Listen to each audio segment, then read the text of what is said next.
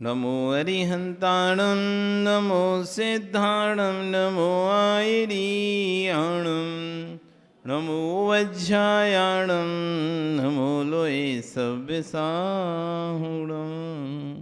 बोले अनंत अनंत से परमेष्टि भगवान की, आदिरम आदिनाथ भगवान की, वर्तमान शासन महावीर भगवान की, आचार्य श्री 108 बादिराज श्री महाराज की, गणाचार्य विराग सागर जी महाराज की, आचार्य विश्व सागर जी महाराज की, अहिंसा में विश्व धर्म की।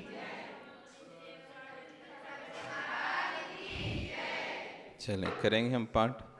एकी भावं गति विमया या स्वयं कर्म बंधो घोरम दुखम भव भवगतो दुर्निवारा करोति तस्याप्यस्य तयि जिनिरवि भक्तिरुन्मुक्तये चेत् ये तम शक्यो भवति न तया को बरस्तापे ज्योति रूपम दुरित निवह ध्वांत विध्वंस तामे बाहुर तत्वेद्याभियुक्ता चेतो वासे भवसि च मम स्फारमुद्भासमान तस्मिन्नाह कथितमो वस्तुतो वस्तुमीष्टे आनन्द्रासु श्नपितबदनं गदगदं चाभिजल्पन् यस्या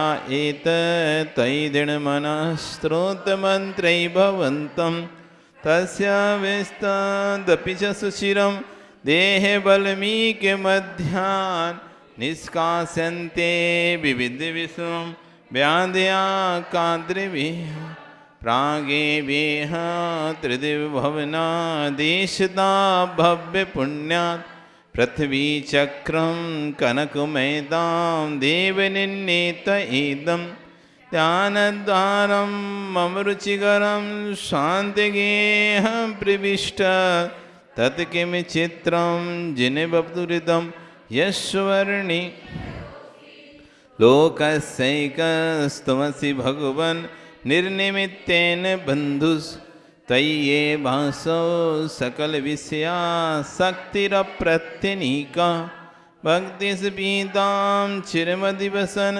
मामिकां चित्तशय्यां मय्युत्पन्नं कथितदा क्लेशयोतं सहेता जन्माटव्यां कथमपि मया देवदीर्घं भ्रमित्वा प्राप्ते भेयं तव न कथा स्फारपीयूषभापि तस्या मध्ये हिमगर्हिमं पीयूषीते नितान्तं निर्मग्नं मां न जहति गतं दुःखदावोपित पादन्यासादपि च पुनतो यात्रया तेतलोकी हेमाभासो भवति सुरभि श्रीनिवासस्य पद्मा सर्वांगीण श्वसति भगवन् त्वयि शेषं मनो मे श्रेया किं तस्मैरहर यन्नमामभ्युपेति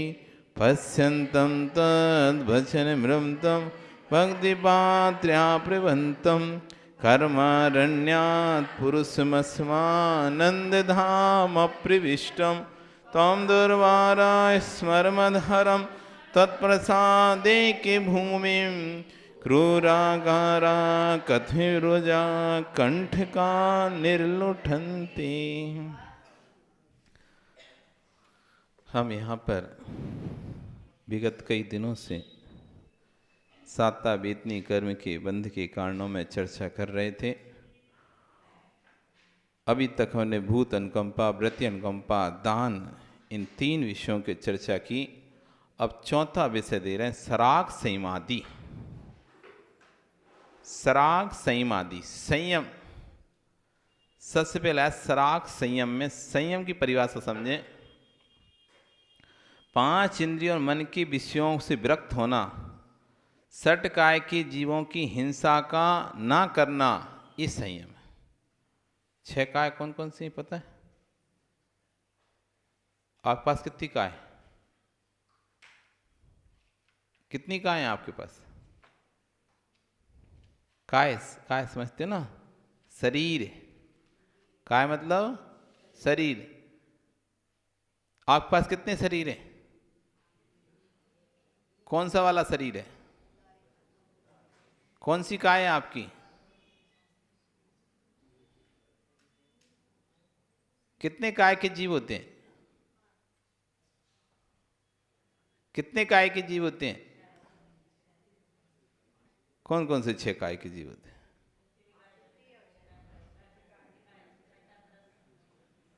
कितने कार के जीव होते हैं? 60 काय। 60 काय है जीव ना हनंते। जो 60 काय के जीवों की हिंसा नहीं करता, अथवा अर्थात पृथ्वी, जल, अग्नि, पृथ्वी का है, जल का है, अग्नि का है, वायु का है, वनस्पति का है और तरस का है। तरस का है। तरस मतलब 2 इंद्री, 3 इंद्री, 4 इंद्री, 5 इंद्री। तरस में सभी आ गए। 2 इंद्री जीव, 3 इंद्री जीव, 4 इंद्री जीव और 5 इंद्री जीव। ये चारों प्रकार के जीव तरस काय के अंदर आ गए। पृथ्वी का है स्वतंत्र, अग्नि का है स्वतंत्र, जल का है स्वतंत्र, वायु स्वतंत्र और वनस्पति का है। ये 6 काय के जीव हैं। इसे कहते हैं 60 काय के जीव। किसे, इसे क्या कहते हैं? 6 प्रकार की काय होती हैं। कितने प्रकार की काय होती हैं? 6 प्रकार की। पृथ्वी का एक, जल का एक, अग्नि का, पृथ्वी के द्वारा छोड़ा गया था पृथ्वी का है, जल के साथ जल का है, वायु के द्वारा वायु का है, वनस्पति द्वारा छोड़ा वनस्पति का है, तरस के द्वारा छोड़ा तरस का है। और जब उसमें जिए तो तरस काय, मतलब तरस जीव और वनस्पति काय। ऐसे 6 काय के जीव हैं। जो संयम को धारण करता है, जो संयम को धारण करता है, वो 6 काय के जीवों की हिंसा का त्यागी होता है। 6वें गुण स्थान से संयम प्रारंभ होता है। 6वें गुण स्थान से क्या प्रारंभ होता है? संयम। कौन सा वाला संयम? राग सहित संयम, सराग संयम। जिसमें राग है, पूर्ण रूप से राग का वहां जहां पर नहीं हो पा रहा है, इसलिए राग सहित तो हैं, लेकिन 60 काय के जीवों की हिंसा के त्यागी हैं। 5 इंद्रियें और मन को विषयों पर जो नियंत्रण रखें। कितने विषय होते हैं 5 इंद्रियों मन के? 28 विषय होते हैं। 5 इंद्रियों मन के कितने विषय होते हैं? 28। स्पर्शन के 8, रसना के 5, चक्षु के 5, घ्राण के 2, कर्ण के 7 और एक मन। स्पर्शन के 8। आप स्पर्शन इंद्रिय से क्या क्या पता करते हो? 8 प्रकार की चीजें। ठंडा है, गर्म है, हल्का है, भारी है, कड़ा है, नरम है, रूखा है, चिकना है। अपन ऐसे तो पता करते हैं ना। ये स्पर्शन इंद्रिय हमारी। ये शरीर हमारा क्या है? कौन सी इंद्रिय है ये? शरीर हमारा कौन सी इंद्रिय है? स्पर्शन इंद्रिय। कौन सी है शरीर में? ये हमारी हवा लगती तो शरीर से पता चलता है ना, ठंडी हवा है कि गर्म हवा है। शरीर पर जैसी हवा लगती है तो पता चल जाता है ठंडी हवा चल रही है क्या, गर्म हवा चल रही है। तुमको लगता है ठंडी हवा चल रही है, जल्दी से स्वेटर पहन लेते हो। तुम लगता है ठंडी हवा चली गई और तो गर्म हवा चल रही तो स्वेटर उतार के रख देते हो। तो पता चला ना, ठंडा है, गर्म है। कोई चीज हाथ में लेते हो तो ठंडी है, गर्म है, पता चलता है। कठोर है, नरम है, कि भी जो चीज हम हाथ में लिए वो कठोर है या नरम है, हाथ से हम पकड़ के जान लेते हैं, समझ लेते हैं ये कठोर है या नरम है। हल्की है या भारी है? भाई हल्की है कि भारी है? नहीं, ये तो भारी है, बहुत भारी है, ये तो नहीं उठा पाएंगे। भारी है, ये तो हल्की है, आराम से उठा लेंगे। और रूखी है या चिकनी है? अरे स्किन फट गई, फट गई, रूखी रूखी हो गई। हाथ बार बार अटक रहा है, हाथ बार बार खुरखुदरा खुरदरा रहा है, रूखा है, ये स्थान रूखा है। अरे इस पे देखो एकदम हाथ फेरा, कितना चिकना है, चिकना है। तो किससे पता चल रहा है? पूरी बॉडी में से स्पर्श से पता चल रहा है ना। जैसे स्पर्शन के कितने विषय हो गए? 8। फिर आती है स्पर्शन, दूसरी कौन सी इंद्री आती है? रसना। खट्टा है कि मीठा है, कड़वा है कि कसायला है कि चरपरा है? चरपरा है, कड़वा है, कसायला है, खट्टा है या मीठा? इन 5 विषयों को विषय करती है रसना इंद्री। ये शरीर आंख से देख के नहीं बता सकते हम कि कैसा है। आंख से तो सिर्फ हम रंग देखते हैं, वर्ण देख सकते हैं। आंख से क्या देख सकते हैं हम? वर्ण देख सकते हैं। कोई चीज देखने में अच्छी हो और खाने में खराब निकले, कोई चीज देखने में खराब दिख रही हो लेकिन खाने में बहुत मीठी हो। कई बार हो जाता है ऐसा, अपन देखते हैं अरे ये तो बहुत सुंदर दिख रहा है, साफ स्वच्छ दिख रहा है, और जैसे ही खाया एकदम नीरस, मतलब मिठास ही नहीं इसके अंदर। अरे ये तो एकदम पिलपिला गुलगुला सा दिख रहा है, पता नहीं कैसा होगा, और जैसे ही खाया एकदम मीठा। तो देखने से पता नहीं चलता खट्टा है कि मीठा है कि खराब है, वो तो रसना इंद्री का विषय है। फिर रसना के बाद आती घ्राण। सुगंध है या दुर्गंध है, या तो सुगंधित आएगी या दुर्गंध आएगी, रसना घ्राण। फिर आती है चक्षु। 5 प्रकार के वर्ण, काला, नीला, हरा, लाल, सफेद, ये 5 वर्ण हैं। इन 5 वर्णों से और अन्य वर्ण बने हैं। बाकी के जितने भी वर्ण हैं वे सब मिक्सिव वर्ण हैं, मिले हुए वर्ण हैं, स्वतंत्र वर्ण नहीं है, मिले हुए वर्ण हैं। उन मिले वर्णों को जानना ये किसका काम है? रंग का देखने का काम किसका है? चक्षु का। जितने भी रंग दिखाई देते हैं वो चक्षु से देखे जाते हैं। कर्ण, सा, रे, गा, मा, पा, धा, नी, ये 7 वर्ण, सा, रे, गा, मा, पा, धा, नी, ये 7 स्वर, ये किसके विषय बन रहे हैं? कर्ण के से। जितने भी गाना बनते हैं वे सब इन 7 स्वर से मिलकर बनते हैं। इन्हीं 7 का अभ्यास कराया जाता है, और जो भी लय होती है इन्हीं 7 पे अंगली जाती है, बस इन्हीं को बजाते रहो और पूरी धुन निकाल ली जाती है। कोई सा भी गाना हो, सारे गाने इन्हीं 7 का मिलके बनते हैं। इसलिए कर्ण इंद्री के विषय क्या हो गया? ये 7, सारे गामा पाधानी, ये 7। इस तरह से हो गए 27 विषय, और एक मन का विषय 28। ये 28 विषयों से जो विरक्त रहते हैं, ठंडी में, गर्मी में, कड़े में, नरम में, शीत में, उष्ण में, जिनका संभाव रहता है, सुगंध में, दुर्गंध में जो संभाव रखते हैं, 5 प्रकार के रसों में जो संभाव रखते हैं, अच्छे वर्ण, बुरे वर्ण, सब वर्णों में जो संभाव रखते हैं, किसी प्रकार के संगीत आदि में जिनका लिप्सा नहीं होती है, ऐसे 5 सराग संयमधारी महावृत्ति मुनिराज होते हैं। इसलिए तो मुनियों के पास ज्यादा साता का द्रव्य रहता है, निरंतर साता। उदय मुनि बनते ही, जीव के मुनि बनते ही सातक उदय आना शुरू हो जाता है। मुनि बनते ही ख्याति फैलना शुरू हो जाती है। मुनि बनते ही लोग जो उनको जानते भी नहीं थे वो भी उनको अपना कहने लगते हैं। तीव्र सातावेदनी कर्म का बंध होता है सराग संयम से। अब जो सराग संयम पालन नहीं कर सकता तो संयम का पालन करें। सराग संयम का पालन नहीं कर सकते तो संयम का पालन करो। एक दिस व्रतों को ग्रहण करो। पूर्ण रूप से सट काय के जीवों का हिंसा त्याग नहीं कर सकते तो त्रस काय के जीव की हिंसा का त्याग करो। सट काय की हिंसा, खाना बनाना आदि में तो सब हिंसा होती है, पानी छानना, आग जलाना सब होता ही है, सब्जी बनाना करना, वनस्पति काय की भी हिंसा होती है, पंखा आदि चलाते वायु काय की सबकी हिंसा होती है।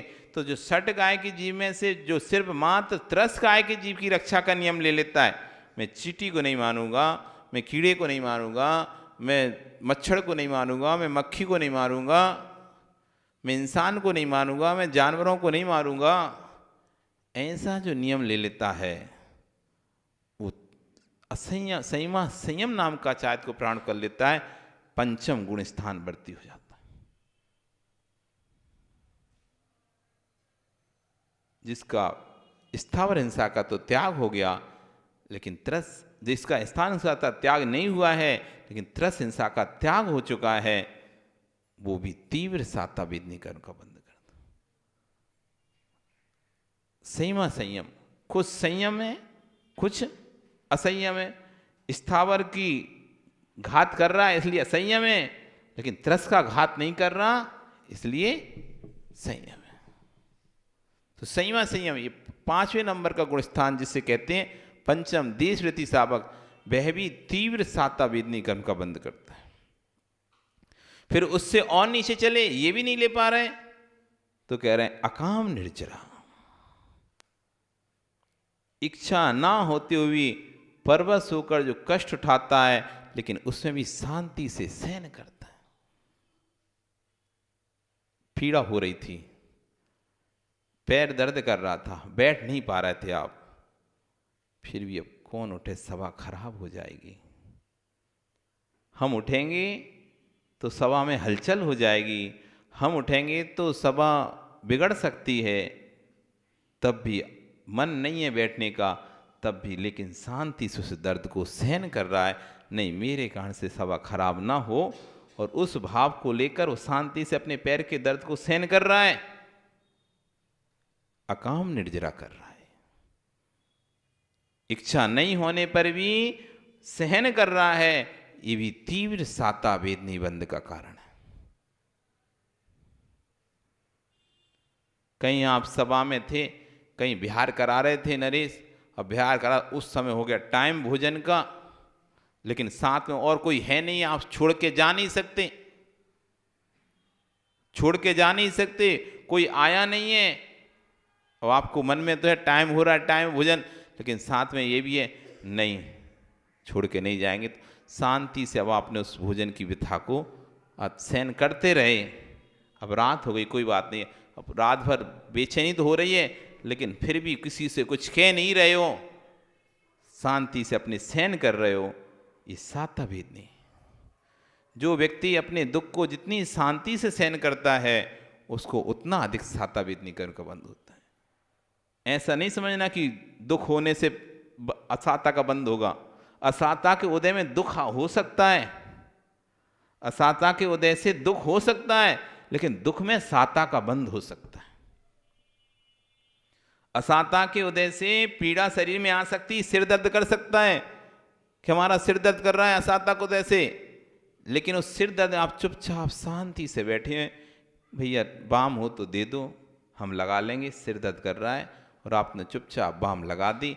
आप किसी से नहीं बोल रहे कि अभी तक सिर दर्द ठीक नहीं हुआ, चिल्ला नहीं रहे, कुछ भी नहीं कर रहे, आप शांति से चुपचाप पड़े हुए हो, अपने बिस्तर पर लेटे हुए हो, किसी को भी कुछ नहीं बोल रहे, आप साता वेदनी कर्म का बंध कर रहे हो। सोचो, इसमें कुछ भी नहीं करना पड़ा आपको, कोई चीज त्याग नहीं करनी पड़ी, कोई चीज छोड़नी नहीं पड़ी।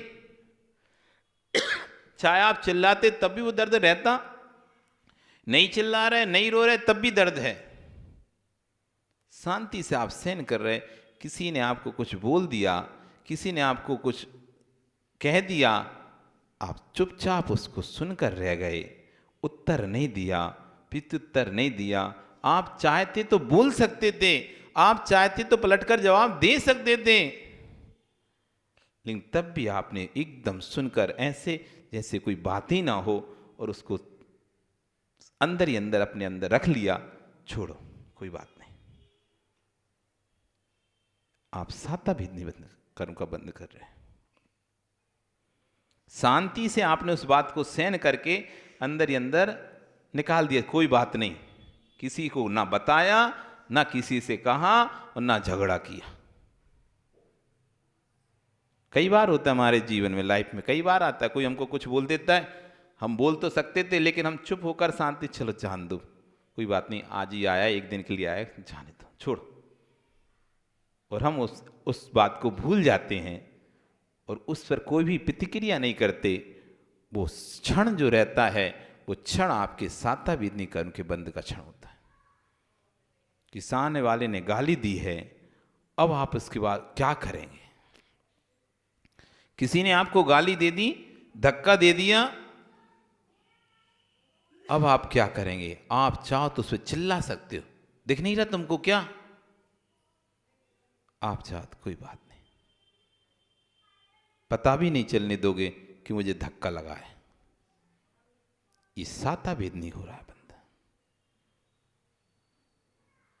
जीवन में कई बार दुख आते हैं, कई बार दुख आते हैं।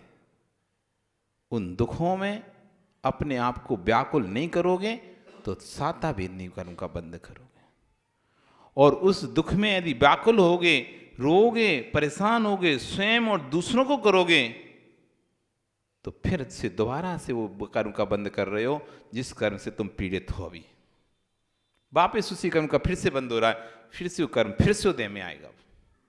अभी एक बार आया था, दूसरी बार नहीं आना था उसको, लेकिन आपने दोबारा से रोकर, दोबारा से गुस्सा कर कर, दोबारा से परिणाम खराब करके उसको फिर से निमंत्रण दे दिया, नेक्स्ट टाइम फिर से आना। तो यदि आप कोई प्रतिक्रिया नहीं करते, वो कर्म आता, असाता बनता नहीं, तो दोबारा से तो साता का ही उदय में आता। इस अकाम निर्जरा कहलाती है। एक तो होती है सकाम निर्जरा, सविपाक निर्जरा, एक अविपाक निर्जरा और एक अकाम निर्जरा। सविपाक निर्जरा जो समय पर आकर कर्म खिरते हैं वो कहलाती सविपाक निर्जरा।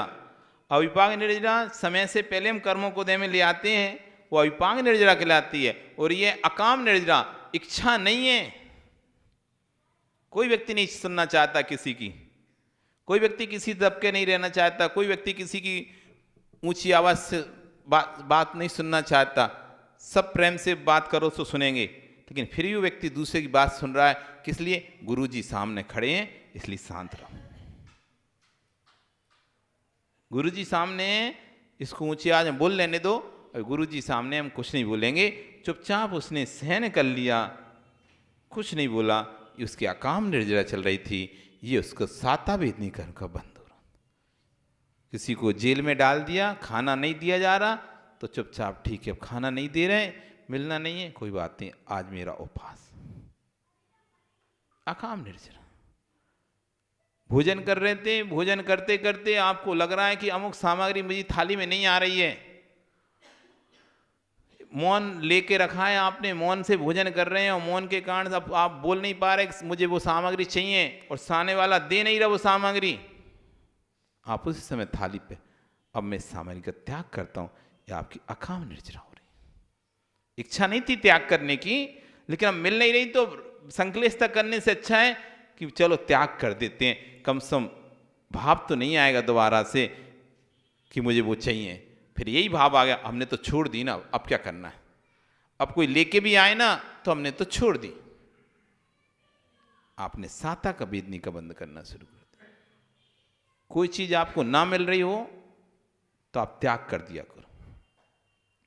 कोई चीज ना मिल रही हो आपको, देख लो कि अभी तक नहीं मिली और शायद मिलने के कोई चांसेस भी नहीं है, तो तुरंत उस अमुक वस्तु का मेरा त्याग, अमुक वस्तु का मेरा त्याग। आपको उसी समय से क्षण से साता भेदनी का बंद चालू हो जाएगा।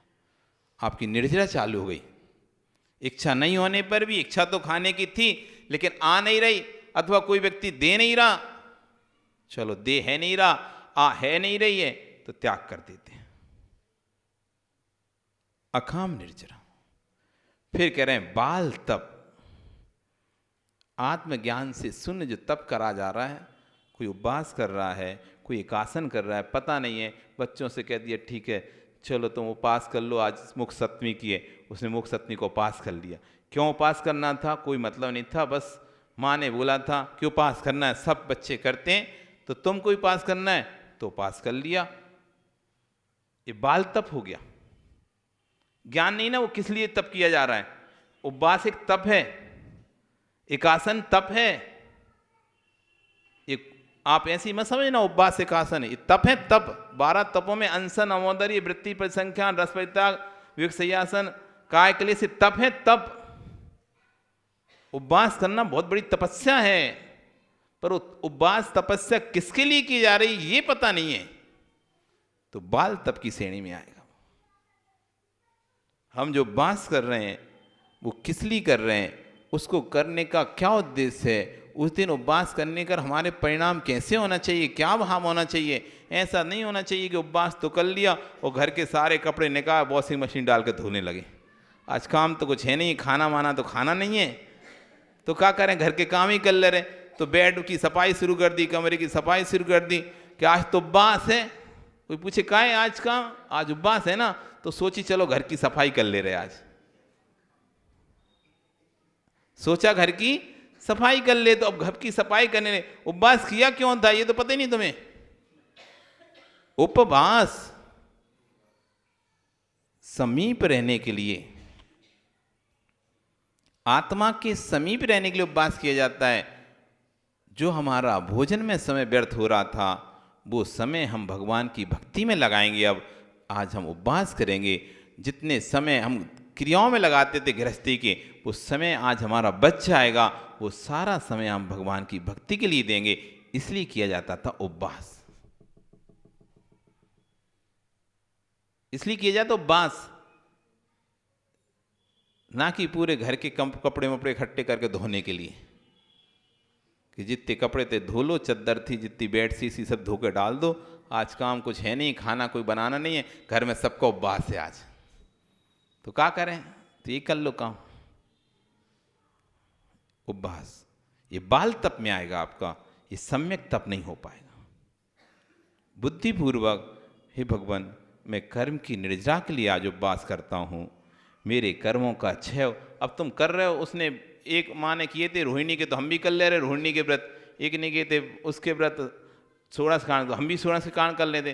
किसी ने 10 लक्षण के, उसको देख के हम भी 10 लक्षण के कर ले रहे। किसी ने तत्वास शुद्ध करे तो हम भी उसे देख के तत्वास शुद्ध कर ले रहे। किसी ने भक्तांबर किए तो हम भी उसे देख के भक्तांबर कर दे। अब उसने तो कर लिया, हमसे तो हो ही नहीं रहे। अब 20 पे अटक गए, 15 पे अटक गए, 10 पे अटक गए। अरे हो ही नहीं महाराज, ले तो लेते देखा देखी, लेकिन अब तो हो ही नहीं रहे। तब तो ऐसा लग रहा था हो जाएंगे, लेकिन अब हो ही नहीं रहे, क्योंकि हमने उद्देश्य निश्चित ही नहीं था। हम तो सिर्फ देखा देखी ले लेते। सब लोग ले रहे हैं तो कोई को कहने दो, हमने भी तो करे उपवास भैया। बहुत देखा देखी बहुत होती है ना, एक करता है तो देखा देखी सब करने लगते हैं। कोई तो करो, कोई तो करो, तुम तो कुछ तो करो, कौन सा उपवास कर रही हो, पूछता है एक माँ दूसरी माँ से पूछती तुम कौन सा उपवास कर रही हो। अब वो कछु कह भी तो हो ना, अभी होए नहीं, भले पड़े रहे 4 साल तक भक्तांबर के, 10 साल तक हो ही नहीं रहे, लेकिन कहने के लिए तो ले लिया था कि हम भक्तांबर के कर रहे हैं। तो कहने के लिए उपवास ग्रहण कर लिए, देखा देखी कर लिए कि उसने इतने कर लिए। स्पर्धा में कर लेते हैं बहुत से लोग, स्पर्धा रहती। 2-3 माँ मिल जाए जो धार्मिक हो और उपवास करती हो, अरे हमने तो रोहिणी के निपटा लिए पूरे। अच्छा हम भी अब सोच रहे हैं हम भी करते हैं, तो वो भी गई महाराज हमें भी रोहिणी के दे दो, हम भी निपटाएंगे। इतने कर लेने 50, तो हम भी 50 करेंगे। तो स्पर्धा के उपवास, होड़ छिड़ी रहती, होड़। तुमने किया हम भी करेंगे, तुमने किया हम भी अरे सबकी अपनी अपनी परिस्थिति स्थिति रहती, कौन क्यों किस लिए कर रहा है आपको पता नहीं रहता है। स्पर्धा मत करो। आप क्यों किया जाता उपवास, इसकी खोज करके फिर उपवास करो। अब 4 शुद्धि को उपवास कर रहे हैं। अरे 4 शुद्धि वो बस करता कौन है पहले तो ये तो बताओ। तुम्हारे पास 4 है नहीं और 4 शुद्धि को उपवास कर रहे हैं। 4 शुद्धि को उपवास कर रहे हैं। 4 तो 5 उसमें आ रहा है अहिंसा महाव्रत, मन वचन काय से जो भी दोष लगे अहिंसा मात में उसकी माला फेर कर उसका मैं प्रत्याख्यान प्राश्चित करता हूं, उसका आज मैं उपवास करता हूं। अब तुम्हारे पास तो अहिंसा का कोई सा व्रत ही नहीं है। अब वो 4 क्यों सब बोलते थे कि वो वाला करना चाहिए, तो आज हम भी वही वाला करेंगे। अरे उनने किया था, उनने किया था, हम भी करेंगे वही वाला। अरे पहले 4 लाओ तो सही, तब तो शुद्धि करो। व्रत तो ले लेते हैं, लेकिन व्रत किसके लिए, कौन करना चाहिए, कौन उसका पात्र है, कौन उसके योग्य है, ये तो कुछ भी जानकारी नहीं। बस किताब में पढ़ा, देख लिया ये वाला व्रत, अथवा किसी से तुमने कौन कौन से कर ले, हमने ये कर ले तो हम भी कर ले रहे। लो ये बाल तप में आएगा, बिना कोई उद्देश्य के, बिना कोई लक्ष्य के जो तप किया जाता है, जिसमें आत्मज्ञान का कोई, आत्म कल्याण का कोई हेतु नहीं होता, बस शरीर को सुखाना एक हेतु है, बस शरीर को सुखा रहे तुम, कसा है सूख नहीं रही, शरीर को सुखा रहे। एक बार एक व्यक्ति एक महाराज के पास आया, बोला मुझे दीक्षा चाहिए। अच्छा खट्टा काटा था, तो उसने कहा मुझे दीक्षा चाहिए, दीक्षा गुरुजी मुझे दीक्षा चाहिए, मुझे दीक्षा चाहिए। तो उन्होंने कही पतली करो। उसने देखा यार मोटा बहुत है, तो सही है गुरुजी कह रहे हैं पतली करो, तो कह रहे हैं कमर में और पतली करो, ऐसे मोटे लोगों को नहीं देते होंगे दीक्षा। तो गया 10 उपवास कर लिए उसने, फिर आया तो 10 उपवास में थोड़ा पतला हो गया वो। तो गुरुजी के पास, गुरुजी दीक्षा दे दो। तो गुरुजी ने कहा पतली करो, पतली करो। उसने सोचा अभी भी मोटी है लगता है, वजन ज़्यादा है अभी भी, दीक्षा में पतला रहना पड़ता होगा, क्योंकि मुनिराज ऐसे ही दिखते ना सब पतले से दुबले से एकदम। अब वो तो अट्टा काटा था, तो उसने कहा पतली करो। तो उसने कहा इस बार पूरे 16 कारण के 1 महीने को उपवास कर ली। ये तो पर्यूषण के करे थे 10, अब महीना भर के 16 कारण के कर लिए। अब 16 कारण करे तो वो तो हो गया भैया पतला, अच्छा खासा पूरा शरीर सूख गया उसका। तो 1 महीने के उपवास के बाद तो गुरुजी के पास आया, दीक्षा दे दो गुरुजी। तो गुरुजी फिर कहा पतली करो। तो उसे आया गुस्सा, आप तो खा खा के मोटे हो रहे हो, हमसे कह रहे पतली करो पतली करो। कितना पतला कर रहे, पूरे तो देखो साथी और सीना चिपक गया कि पतली करो। तो गुरुजी कहे भैया हमने कब कहा तुम शरीर को पतली करो, हम तो कहे कसायों को पतली करो। जब तक कसाएं पतली नहीं होंगी, शरीर को सुखाने से कोई फायदा नहीं है। कसाय पतली करो, हम शरीर को पतला करते रहते हैं। उपवास कसायों को पतला करने के लिए है, उपवास कसायों को सुखाने के लिए है, शरीर को सुखाने के लिए नहीं है। उपवास विकास किसको सुखाने के लिए होता है? कसायों को सुखाने के लिए होती है। और उपवास करके यदि गुस्सा बढ़ने लग रहा है, लिप्सा बढ़ने लग रही है, अगले दिन ये भी चाहिए खाने, वो भी चाहिए, इतने सारे फ्रूट ले आओ, इतने सारे फल लेके आओ, ड्राई फ्रूट लेके आओ, हमारी पाड़ना है आज। उपवास किए थे ना हमने, तो ये उपवास किसके लिए किए थे? कसाय कम करने के लिए किए थे कि बढ़ाने के लिए थे? लिप्सा बढ़ गई कि घट गई तुम्हारी? उपवास करने के बाद अरे काजू तो है ही नहीं, किसमें तो है नहीं, इसमें क्या है, क्या तुम देखो शरीर हमारा कमजोर हो रहा है। हमने 4 उपवास, तुम तो खाते रहते 24 घंटे, हम तो देखो उपवास कर रहे हैं, कुछ खाने तो दो अच्छा ताकत वाला। हलवा बनाओ ना, तुम थोड़ा सा हलवा बनाओ, माँ उसका बादाम का घी डाल के, अच्छा शरीर में ताकत है, आज वो ही खाएंगे घी डाल के हलवा। 2 दिन से उपवास कर रहे तो शरीर हो गया होगा कमजोर से, तो आज घी डाल के बढ़िया हलवा बनाते हैं, हलवा खाएंगे। अरे सामान से खाता तो रोज 10 ग्राम घी खाता, 20 ग्राम घी खाता, अब उपवास कर लिया तो 100 ग्राम घी हलवा में डाल के खा गया। 100 ग्राम खा गया हलवा में, तो समझते हो ना कितना घी डलता है।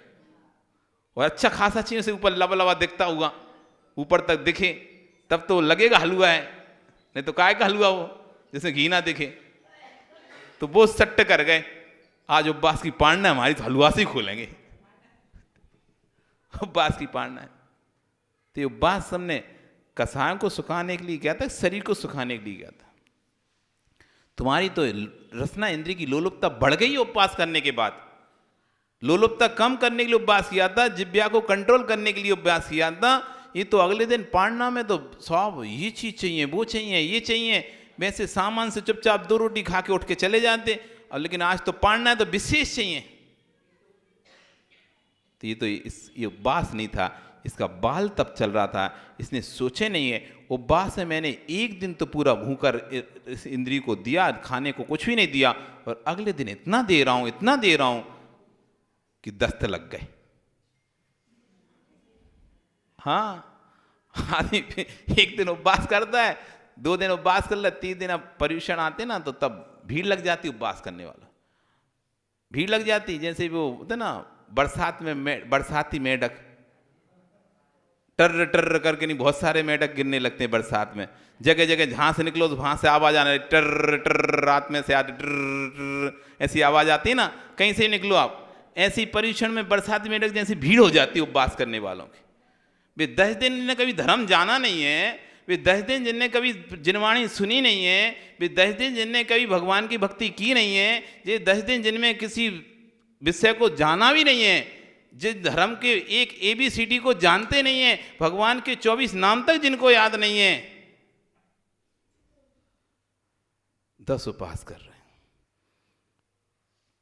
10 उपवास करने के बाद 10 साल तक गाएंगे, हमने 10 उपवास कहते अमुक महाराज के सानिध्य।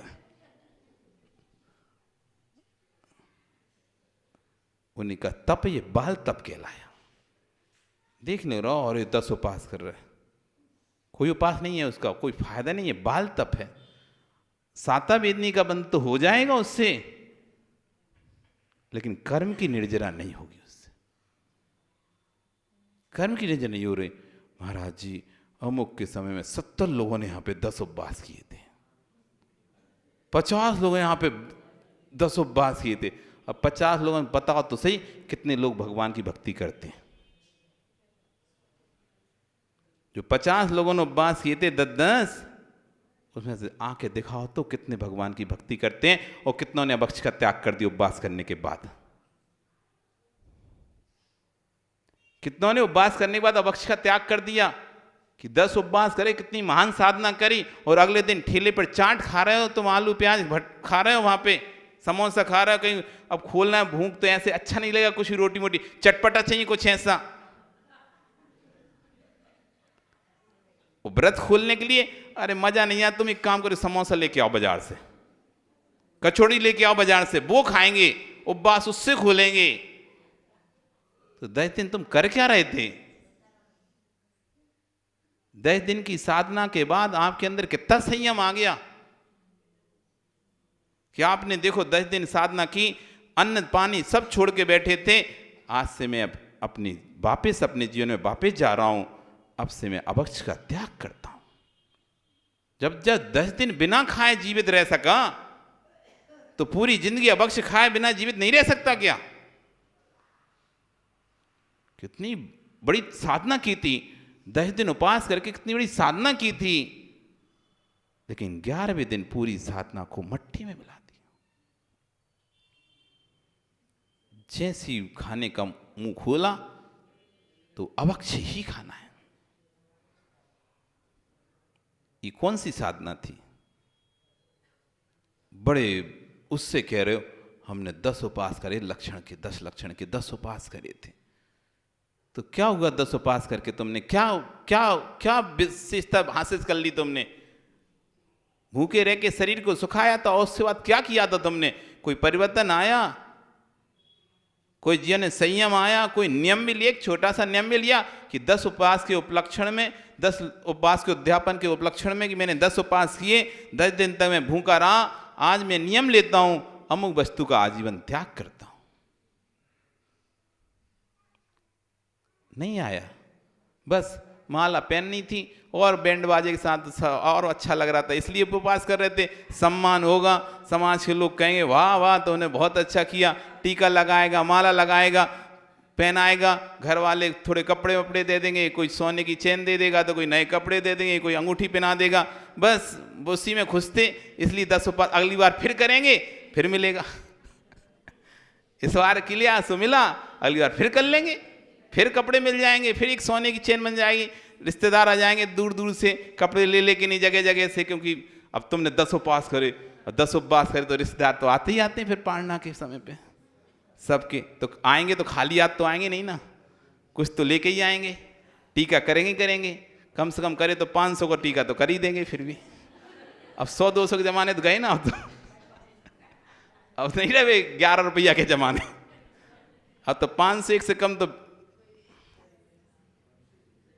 अच्छे नहीं लगता ना देने में। किसी को भी दोगे तो, अब आज खाना भी खाने जाते हो तुम, शादी में किसी के जाते हो तो लिफाफा में पहले तो 11 रुपए रख के ले जाते थे। 11 रुपए रख के ले जाते थे, पंगत ही तो खा के आ जाएंगे पंगत। अब जितना बड़ा रिसेप्शन होता है उतने रुपया भी तुम्हें रखना पड़ता है। हाँ तुम भी देख के रख दो ना, इतना बड़ा रिसेप्शन दिया है तो अच्छे लगेंगे क्या, 500 तो कम से कम बनता है। तो तो कौन 500 तो रखोगे? तो अब तो समय अच्छा, तो भाई ठीक है, अगली साल फिर करेंगे राकेश उपवास 10, फिर आएंगे लोग कपड़ा देंगे, फिर टीका करेंगे। क्या जाता है? इससे कोई निर्जरा नहीं हो रही, कोई फायदा ही नहीं है आपका।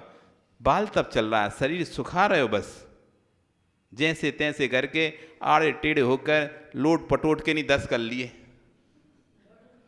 हाँ, बड़ी आफत होती है। सब कोई में उत्साह नहीं रहता आखिरी 10 तक।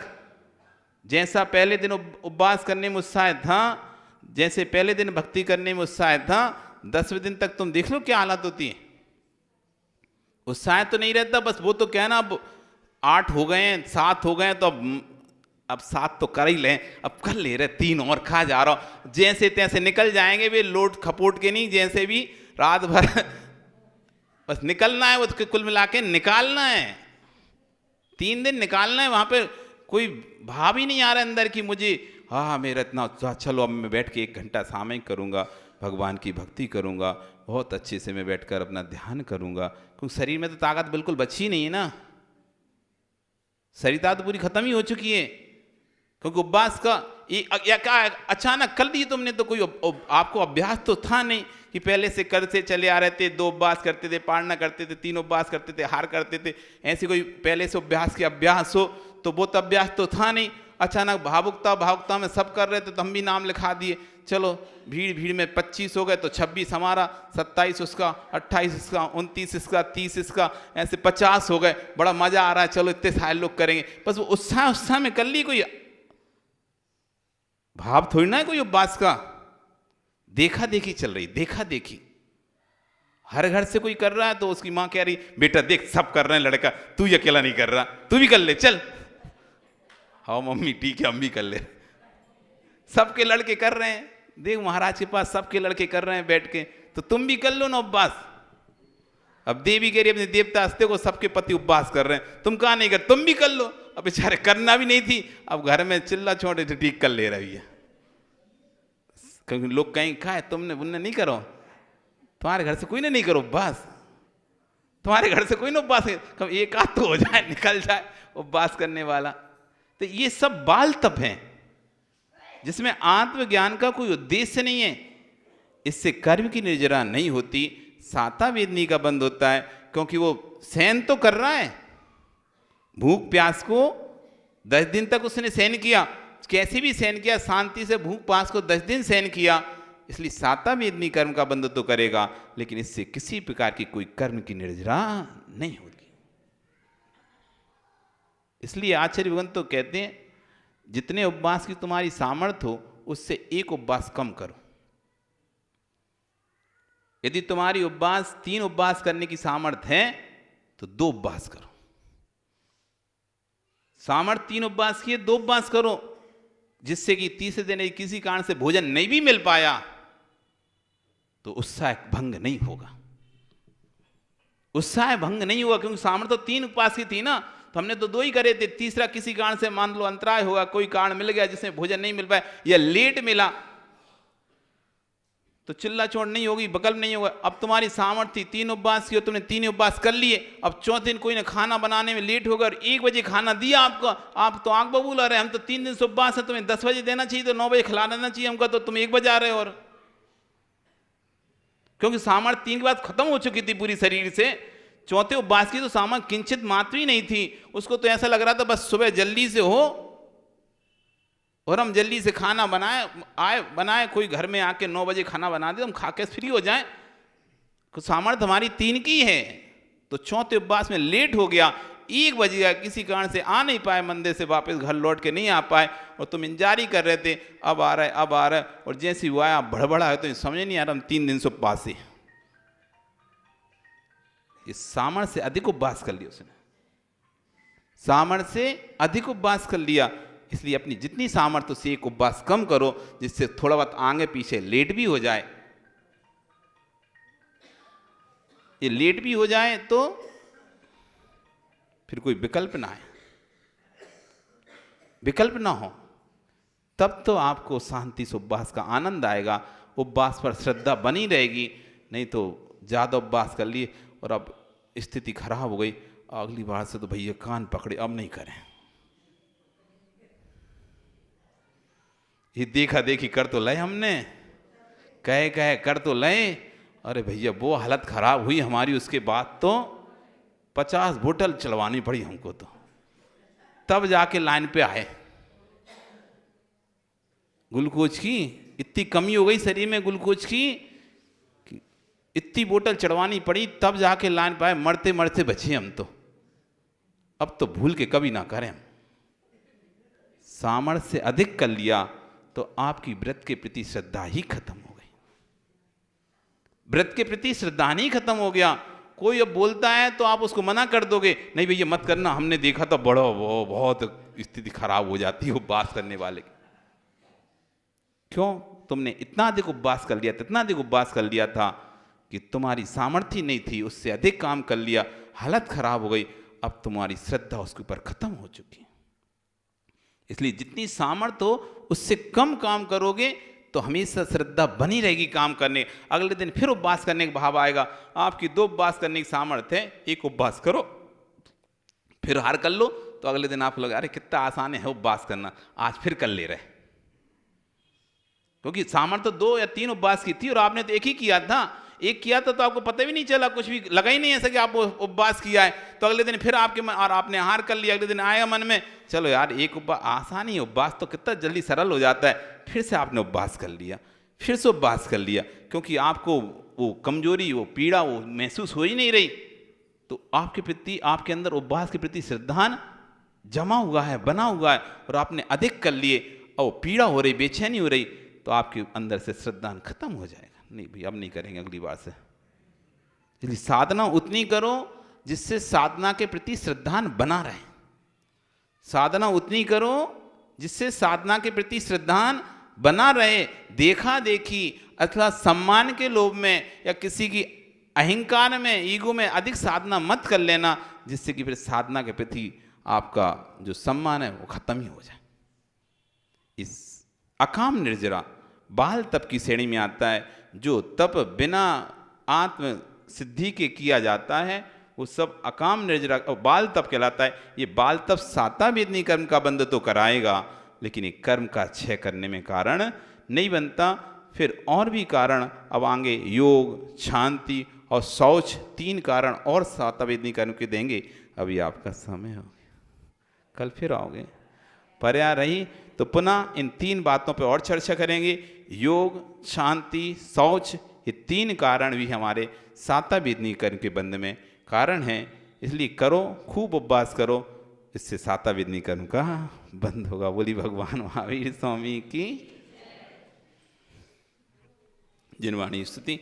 जावाणी के ज्ञान ते सूझे लोकालो, सो वाणी मस्तके नमु सदा देते हूँ धो। हे जिन वाणी भारती तो है जपो दिन रैन, जो तेरा शरणा गहे सो पावे सुख चैन। देवी भजो अरिहंत को गुरु सेवा निर्ग्रंथ, दया धर्म पालो सदा यही मोक्ष का पंथ, यही मोक्ष का। नो वर्णम।